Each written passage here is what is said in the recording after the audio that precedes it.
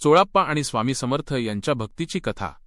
अक्कलकोटमध्ये चोळाप्पा नावाचे एक साधे, गरीब पण अत्यंत शांत स्वभावाचे गृहस्थ राहत होते। त्यांच्या घरात संपत्ती नव्हती, पैसाही कमीच, पण मनात मात्र स्वामी समर्थांवरील अढळ श्रद्धा भरलेली होती। दररोज सकाळी चोळाप्पा स्वामींच्या दत्तमंदिरात जाऊन जमेल तेवढी सेवा करायचे। कधी अंगण झाडायचे, कधी पाण्याची गंगाजली भरायची, तर कधी बसून हरिनाम जपायचा। त्यांना कोणतीही अपेक्षा नव्हती, फक्त स्वामींच्या चरणी सेवा मिळावी हीच त्यांची इच्छा। एके दिवशी अक्कलकोटमध्ये भयंकर दुष्काळ पडला। गावातील सर्वांचे धान्य संपले। चोळाप्पाच्या घरी तर एक मूठ ज्वारीही उरली नव्हती।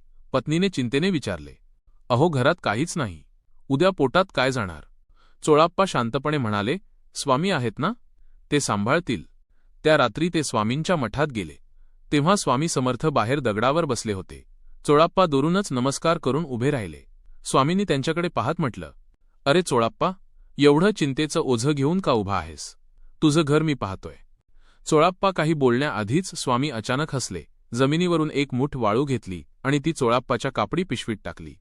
जा रे, उद्या संसार चालव।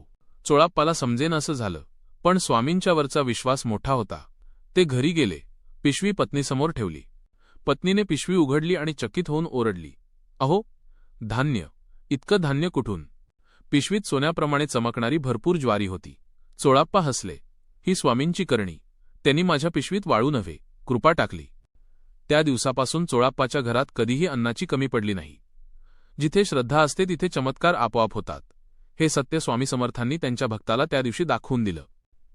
चोळाप्पाची भक्ती खरी होती, म्हणूनच स्वामी त्यांच्यावर एवढे प्रसन्न होते। श्री स्वामी समर्थ।